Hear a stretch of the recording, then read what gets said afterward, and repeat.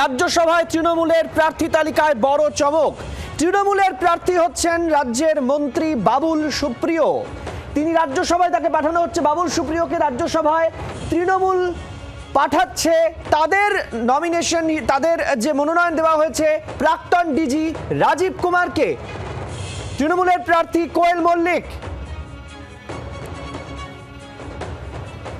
শ্রেয়সী গাঙ্গুলি আমাদের সঙ্গে এই মুহূর্তে টেলিফোন লাইনে রয়েছেন। শ্রেয়সী, নানা নাম জল্পনায় উঠে আসছিল, কিন্তু এত চমক।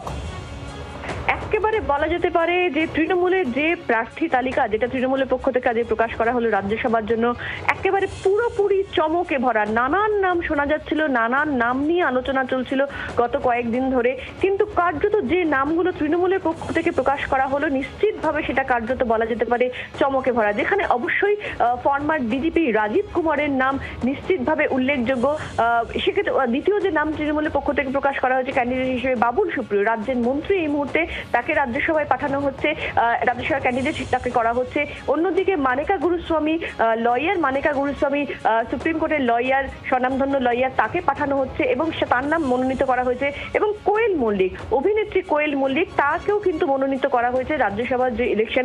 এক্ষেত্রে নিশ্চিতভাবে বলা যেতে পারে যে যে 5টা সিটে এই মুহূর্তে খালি হয়েছে এই মুহূর্তে, সেখানে অঙ্কের নিরিখে তৃণমূল পাবে 4টে এবং বিজেপি পাবে 1টা। ফলে সেক্ষেত্রে যদি কোনো পক্ষ আছে, বিজেপি বা তৃণমূল যেমন স্পষ্ট করেছে যে তারা শুধুমাত্র 4টে সিটেই তারা ক্যান্ডিডেট দিচ্ছে। অন্যদিকে বিজেপির পক্ষ থেকেও যদি শুধুমাত্র 1টি সিটেই ক্যান্ডিডেট দেওয়া হয়, একাধিক ক্যান্ডিডেট না দিয়ে, তাহলে কিন্তু আর কোনো ইলেকশনের জায়গা থাকবে না। সেক্ষেত্রে তৃণমূল এই যে 4 জনের নাম তৃণমূল প্রকাশ করেছে, সেই 4 জনই কিন্তু কার্যত নিশ্চিতভাবে রাজ্যসভায় তৃণমূলের সদস্য হয়ে প্রতিনিধিত্ব করবে রাজ্যসভায়। এবং কার্যত যে বিষয়টা বারে বারে বলছিলাম যে একেবারে চমকে ভরা কিন্তু এই ক্যান্ডিডেট লিস্ট, যেটা তৃণমূলের পক্ষ থেকে রাজ্যসভার জন্য প্রকাশ করা হয়েছে। রাজ্যের মন্ত্রী বাবুল সুপ্রিয় রয়েছেন সেখানে, রাজীব কুমার ফরমার ডিজিপি, সেক্ষেত্রে রাজ্যের পুলিশ প্রধান রাজীব কুমারের নাম রয়েছে, মানেকা গুরুস্বামী সুপ্রিম কোর্টের স্বনামধন্য আইনজীবী, তার নাম রয়েছে, এবং অবশ্যই কোয়েল মল্লিক, অভিনেত্রী কোয়েল মল্লিক, তার নাম রয়েছে। ফলে সেই জায়গা থেকে নিশ্চিতভাবে বলা যেতে পারে এক্ষেত্রে তৃণমূলের পক্ষ থেকে যে ক্যান্ডিডেট লিস্ট যেখানে প্রকাশ করা হয়েছে, সেখানে স্পষ্টত বলা হয়েছে যে এক্ষেত্রে তারা প্রত্যেক যে ভারতবাসী, তাদের যে অধিকার, সেই অধিকার এবং মর্যাদা রক্ষার জন্য তারা আগামী দিনে কাজ করবেন, এমনটাই কিন্তু মনে করা হচ্ছে। ফলে কার্যত বলাই যেতে পারে যে 4টে নাম কিন্তু 4টে ক্ষেত্রে 4টে নাম। রাজীব কুমার, তিনি আইপিএস, মানেকা গুরুস্বামী, তিনি লয়ার, কোয়েল মল্লিক, তিনি। শ্রেয়সী, সঙ্গে থাকো। এই মুহূর্তে বাবুল সুপ্রিয় আমাদের সঙ্গে টেলিফোন লাইনে রয়েছেন। আপনাকে জি 24 ঘন্টায় স্বাগত। যেটা জানতে চাইবো বাবুল বাবু আপনার কাছে, যে আপনি রাজ্যের মন্ত্রী, আপনাকে পাঠানো হচ্ছে এবার রাজ্যসভায়, আপনার প্রাথমিক প্রতিক্রিয়া? আমার প্রাথমিক প্রতিক্রিয়া, আমি সত্যি কি বলবো আমি জানি না। আমি সত্যি লাস্ট 3 বছরে আমি তৃণমূল কংগ্রেস এবং দিদি, আমাদের সর্বভারতীয় জেনারেল সেক্রেটারি অভিষেক ব্যানার্জি, আমি I've got much more than what I probably deserve. এত ভালোবাসা বা অতটা ভরসা, ট্রাস্ট, মানে I just can't thank them enough. আর আমার সত্যি কিচ্ছু জানতাম না, জাস্ট একটু আগে 20-25 মিনিট আগে আমি জেনেছি। দিল্লি আমার চেনা জায়গা, it's a known field. I put in my very best. এবং যারা রাজনীতিতে একটা আমি ছেড়ে দেবো ভেবেছিলাম, কিন্তু একটা জেদ জন্মে গেছিল যে এত রকমের খারাপ ট্রোলিং হয় ভালো কাজ করার পরেও।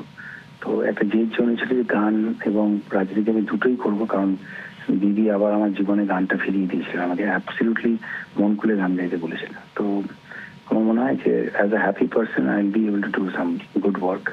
I am extremely excited and inspired and I can't thank them enough.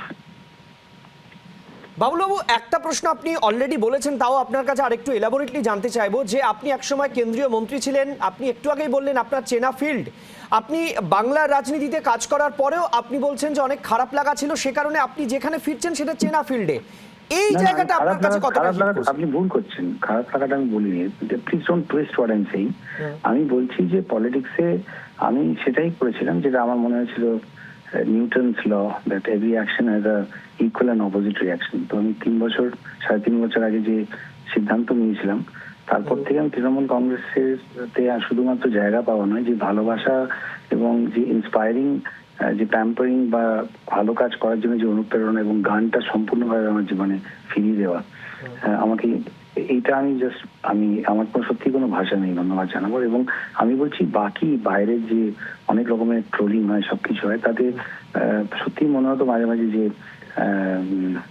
পলিটিক্সে হয়তো আমি থাকবো না, মানে কিন্তু এখন একটা জেদ জন্মে গেছে যে যেই যা বলছি বলুক, আমি কাজ করছি এবং আমি আই প্রুভ ইট। অ্যান্ড এই ধরনের অনুপ্রেরণা এইভাবে হঠাৎ এসে যাওয়াটা, এটা really humbled me. I really don't know what to say. Babul বাবু, আরেকটা প্রশ্ন না করে পারছি না, সেটা হচ্ছে আপনার সঙ্গে প্লিজ বেশ ধন্যবাদ।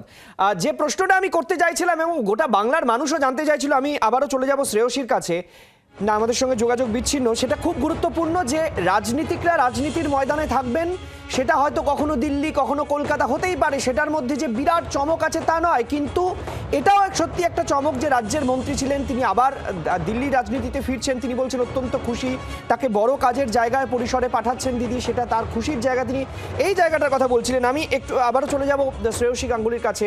শ্রেয়সী, তুমি যেটা বলছিলে যে দেখো রাজনীতিকরা রাজনীতির ময়দানে থাকবেন, সেই গণ্ডি কখনো বড় হবে কখনো ছোট হবে, সেটা ঠিক, কিন্তু সবচেয়ে গুরুত্বপূর্ণ সদ্য তিনি একেবারে দায়িত্ব কলকাতার রাজ্যের বড় পুলিশের পদে দায়িত্ব সামলেছেন রাজীব কুমার, সেখান থেকে তিনি এবার সরাসরি রাজনীতির আঙিনায়।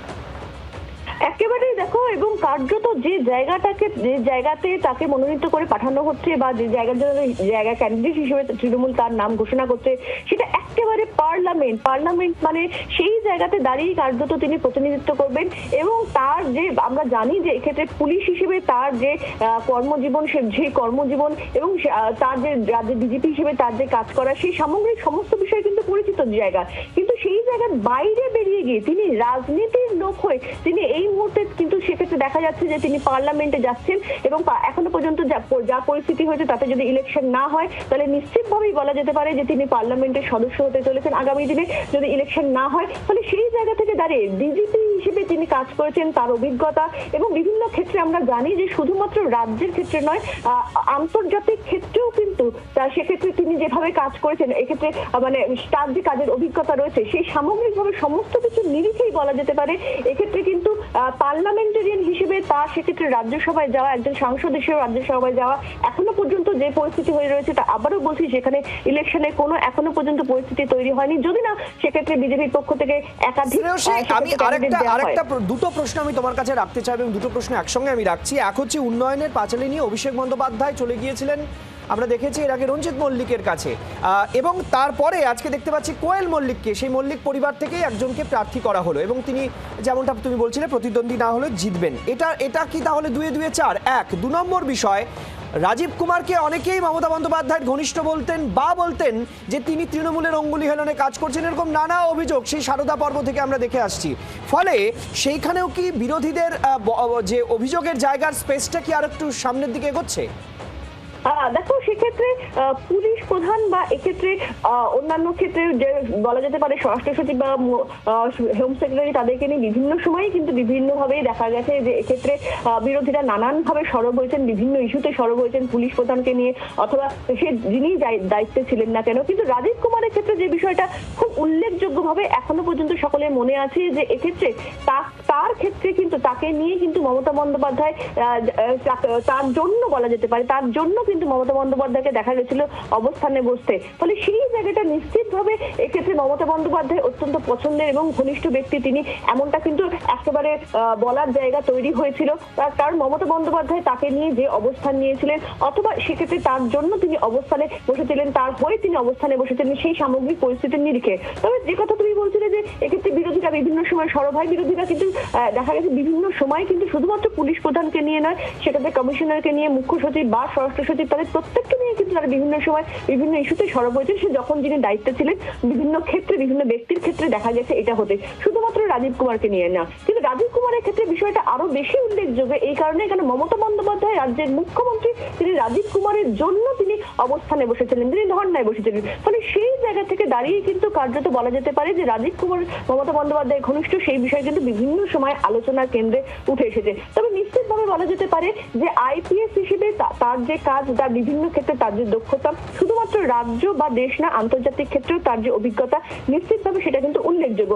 সেই আইপিএস রাজীব কুমারকে এখন দেখা যাচ্ছে যে সেক্ষেত্রে কিন্তু তিনি যাকে তুমি আমাদের সঙ্গে থাকো, আমি আবারও আসবো তোমার কাছে। এই মুহূর্তে দেবজিৎ সরকার, রাজ্য বিজেপির প্রধান মুখপাত্র, আমাদের সঙ্গে এই মুহূর্তে টেলিফোন লাইনে রয়েছেন। দেবজিৎ দা, আমার মনে হয় প্রশ্ন করার কোনো অবকাশ নেই, কারণ যে নামগুলো সামনে এসেছে তার মধ্যে নিঃসন্দেহে আপনি হয়তো প্রথমেই বেশ কিছু নাম তুলে নেবেন তার থেকে। কোনো অসুবিধা নেই, ওনারা ওনাদের মতন করে প্রার্থী করেছেন। এই বাজারেও তৃণমূলের রাজ্যসভা এবারই তো শেষবার রাজ্যসভায় এমপি পাঠানোর বার, এরপরে তো আর হবে না। সুতরাং এবারের মতন করছেন। তবে অনেকদিন পরে কারুর ধাইয়া খুলে গেল, কারুর কেউ কোনো জায়গা পেলেন, কেউ কোনো জায়গাতে গিয়ে পৌঁছতে পারবেন, কেউ আইনে শিক্ষিকা হিসেবে কাউকে পাবেন। এগুলো তো আমাদের পাওনা, বলুন, এগুলো কি পাওনা নয়? রাজীব কুমারের রাজ্যসভায় যাওয়া আপনাদের কাছে কি কোথাও একটা অন্য কোনো আলাদা বক্তব্যের জায়গা তৈরি করছে? না, কিচ্ছু মনে করছে না। অনেকদিন আগেই ওনার রাজ্যসভায় যাওয়ার উচিত ছিল। রাজনীতিক হিসেবেই ওনার অ্যাপিয়ার করা উচিত ছিল রাজীব কুমারের। বেকার উর্দি পড়ে রাজনীতি করার থেকে উর্দি খুলে রাজনীতি করলে অনেক তাড়াতাড়ি চেনা যায়। উনি, এটাই হচ্ছে ঘটনা। সত্যি উনি কম্পিটেন্ট, রাজ্যসভায় যাওয়ার জন্য, পলিটিশিয়ান হওয়ার জন্য উনি কম্পিটেন্ট। ধন্যবাদ দেবজিৎ বাবু আমাদের সঙ্গে থাকার জন্য। আমাদের সঙ্গে এই মুহূর্তে সুজন চক্রবর্তী রয়েছেন। সুজন বাবু, স্বাগত জি 24 ঘন্টায়। আমরা যে নামগুলো দেখতে পাচ্ছি যে 4টি সিটে পাঠানো হয়েছে, তার মধ্যে বাবুল সুপ্রিয় রয়েছেন, কোয়েল মল্লিক রয়েছেন, একজন দিল্লির আইনজীবী রয়েছেন এবং তার সঙ্গে রয়েছেন রাজীব কুমার। হ্যাঁ, দেখুন, তৃণমূল কাকে করবে সেটা রাজ্যসভায় তৃণমূলেরই সাবজেক্ট। নানান রকম কারবারে খ্যাত গোয়ার সেই লোকটির কি হল, যে নাকি গোয়াতে তৃণমূল দল তৈরি করছিলেন, তার জন্য মুখ্যমন্ত্রী নাকি বলেছিলেন 5,000 টাকা করে লক্ষ্মী ভান্ডার দেবেন গোয়ায় জিতলে। তার খবর কি? কার্যত রাজ্যসভা কেন গোটা নির্বাচনটাকে একটা ছেলে খেলাতে পরিণত করেছে, যেমন বিজেপি তেমন তৃণমূল। রঞ্জন গগৈ বিচারক পদ থেকে সরে যাওয়ার সাথে সাথেই প্রাইজ পোস্টিং রাজ্যসভা, ঠিক তেমনি করেই ডিজির পোস্টের পোশাক খুলে ফেলার সাথে সাথেই রাজ্যসভা প্রাইজ পোস্টিং। বোঝা গেল যে আসলে তৃণমূলের পোশাক গায়ে দিয়েই উনি ডিজির কাজ করছিলেন। এটা যথাযথভাবে স্ক্রুটিনি হওয়া উচিত, যেমন রঞ্জন গগৈয়ের ক্ষেত্রে তেমন রাজীব কুমারদের ক্ষেত্রে। এরা রাজনীতি করেছেন সরকারি প্রশাসনের জায়গায় বসে, এটা খুললাম একেবারে স্পষ্ট। সংবিধানের মূল স্পিরিটটাকেই কার্যত আস্তে আস্তে ধ্বংস করা হচ্ছে এসব কারবারে, যেমন বিজেপির তেমন তৃণমূলের। ধন্যবাদ সুজন বাবু আমাদের সঙ্গে ছিলেন। সুজন চক্রবর্তীর সঙ্গে আমরা কথা বলছিলাম। আমি আবারও চলে যাব, আমাদের সঙ্গে রয়েছেন আমাদের প্রতিনিধি শ্রেয়সী। শ্রেয়সী, যেমনটা তোমার সঙ্গে কথা হচ্ছিল যে রাজনৈতিক কটাক্ষ উড়ে আসবে এবং এই নাম সামনে আসার পর সেটাই কিন্তু শুরু হয়ে গেল।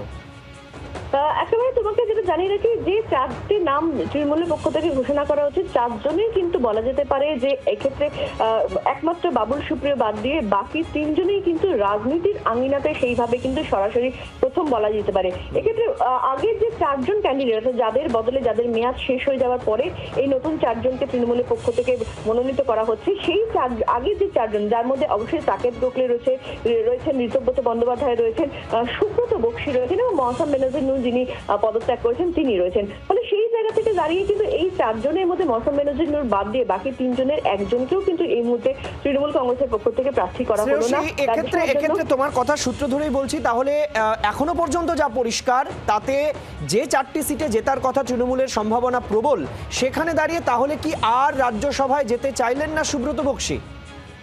দেখো, এই নিয়ে কিন্তু গত কয়েকদিন ধরেই কিন্তু বিভিন্ন মহলে আলোচনা চলছে, যেখানে বলা হচ্ছে যে এক্ষেত্রে সুব্রত বক্সী তিনি নিজেই যেতে চাননি এবং এর আগের বারও তিনি একটা অনীহা প্রকাশ করেছিলেন। বিভিন্ন রাজনৈতিক মহলে আলোচনা চলছে, যদিও এখনো পর্যন্ত সুব্রত বক্সী তিনি এই নিয়ে কিন্তু সরাসরি তিনি নির্দিষ্টভাবে তার মনের কথা প্রকাশ্যে জানাননি কিছু, কিন্তু তৃণমূল সূত্র মারফত বিভিন্ন মহল থেকে যেটা জানা যাচ্ছে যে তিনি কিন্তু নিজেই এবার তিনি সরে দাঁড়াতে চেয়েছিলেন, তিনি রাজ্যসভার ক্যান্ডিডেট হতে চাননি, এমনটাই কিন্তু জানা যাচ্ছে। বেশ, আপাতত ধন্যবাদ আমাদের সঙ্গে থাকার জন্য। আমরা কথা বলছিলাম আমাদের প্রতিনিধি শ্রেয়সী গঙ্গোপাধ্যায়ের সঙ্গে এবং আপনাদের যেমনটা জানাচ্ছিলাম যে ইতিমধ্যেই বিজেপি সিপিএম কিন্তু তারা এই রাজীব কুমারের যে রাজ্যসভায় যাওয়া বা তার প্রার্থী হওয়া এই গোটা বিষয়টি নিয়ে তারা সুর চড়াতে শুরু করেছেন। তারা বলছেন যে রাজীব কুমার আগে থেকেই তিনি পার্টির হয়ে কাজ করতেন, কিন্তু গায়ে ছিল পুলিশের পোশাক, এবার শুধুমাত্র তিনি প্রার্থী হলেন, এটাই যা তফাৎ। আর আমরা প্রথম জি24 ঘন্টা প্রথম কথা বলেছে বাবুল সুপ্রিয়র সঙ্গে এবং তিনি নিজেও আমাদের জি24 ঘন্টাকে জানালেন যে তিনি কিছুক্ষণ আগে জানতে পেরেছেন এবং প্রথম প্রতিক্রিয়া জি24 ঘন্টাকে কি বলেছেন শুনুন। আমি ঠিক কি প্রতিক্রিয়া দেবো জানি না। আমি অত্যন্ত আনন্দিত, খুব এক্সাইটেড এবং আমার মনে হয় সত্যি আমি এতটা ভালোবাসা বা এতটা দায়িত্ব যে আমার উপর রাখা হবে, আমি সত্যি আমি আপ্লুত। রাইট না আমি মাননীয় দিদি এবং আমাদের ন্যাশনাল জেনারেল সেক্রেটারি আমি দিদি বলি ওদের সঙ্গে কথা বলেছি and I am really very excited. Delhi আমার চেনা জায়গা, তো obviously I am very very excited and looking forward. Trinamool কংগ্রেসের তরফে অরূপ চক্রবর্তী আমাদের সঙ্গে এই মুহূর্তে রয়েছেন। অরূপ বাবু, বাকি নামগুলোর ক্ষেত্রে তেমন কোনো আপত্তি না থাকলেও সিপিএম বিজেপির সঙ্গে আমরা কথা বলছিলাম, তারা পরিষ্কার বলছেন যে আগেই রাজনীতিতে যোগ দিয়েছিলেন পুলিশের পোশাকে, কিন্তু এবার নাম ঘোষণা হলো শুধুমাত্র রাজীব চক্রবর্তী নিয়ে তাদের এই রাজীব কুমারকে নিয়ে এই প্রতিক্রিয়া। দেখুন, বিরোধীদের গাত্র দেওয়া থাকে। দেশের অন্যতম সেরা মস্তিষ্ক, আইআইটির গোল্ড মেডালিস্ট, যার মস্তিষ্ক সারা ভারতবর্ষ শুধু না পৃথিবীর অন্যতম সেরা পুলিশ কর্তার তালিকায় যার নাম থাকবে তার নাম রাজীব কুমার। রাজীব কুমার রিটায়ার করেছেন। তাকে রিটায়ারমেন্টের পরে তৃণমূল কংগ্রেস মনে করেছে যে এই ধরনের মস্তিষ্ক বাংলার পক্ষ থেকে পার্লামেন্টে থাকা প্রয়োজন। তাই তৃণমূল কংগ্রেস মমতা বন্দ্যোপাধ্যায়, অভিষেক বন্দ্যোপাধ্যায় তাকে মনোনয়ন দিয়েছেন। এই জন্য আমরা গর্বিত। আমরা মাথায় রাখতে হবে রাজীব কুমার রিটায়ার করেছেন। আর বিজেপি এই কথা বলার কোনো এখতিয়ার নেই, কারণ তারা সিটিং জাজ অভিজিৎ গাঙ্গুলি তখন অফিসিয়ালি রিটায়ার করেননি, তার আগে অ্যানাউন্স করেছিলেন তিনি বিজেপিতে যোগ দিচ্ছেন। যারা একজন বিচারপতিকে সিটিং অবস্থায় ঘোষণা করায় যে বিজেপিতে যোগদান করছেন বিফোর হিজ টেনিয়র রিটায়ারমেন্ট, তাদের এই কথা বলারই কোনো এখতিয়ার থাকে না। রাজীব কুমার বাংলার এবং ভারতের অন্যতম শ্রেষ্ঠ মেধা। তার মেধা পশ্চিমবঙ্গ সরকারকে এতদিন সমৃদ্ধ করেছে, আগামী দিন পার্লামেন্টকে সমৃদ্ধ করবে। তার সাথে সাথে মেনকা গুরুস্বামীর মতো একজন সুপ্রিম কোর্টের প্রখ্যাত আইনজীবী আরো একটা বার্তা প্রগতিশীলতার পক্ষে। এই আইনজীবী এফআইআর এর মামলায় শুধু তাই নয়, সারা ভারতবর্ষের একাধিক গুরুত্বপূর্ণ মামলায় তিনি কাজ করেছেন। তার সাথে সাথে সংস্কৃতি জগতের পক্ষ থেকে কোয়েল মল্লিক এবং বাবুল সুপ্রিয় রাজ্যের মন্ত্রী, শুধু স্বাভাবিকভাবেই সমাজের সব স্তরের প্রতিনিধি তৃণমূল কংগ্রেসের এই তালিকায় রয়েছে। এই জন্যই মমতা ব্যানার্জি বাকি সকলের থেকে আলাদা, অনন্য। এই জন্যই তৃণমূল কংগ্রেস বাংলার মানুষের আশীর্বাদ পায়। বিরোধীদের কাজ কুৎসা করা, ওরা কুৎসা করবে, যত ওদের কুৎসা চলবে আমাদের তত ভালো চলবে।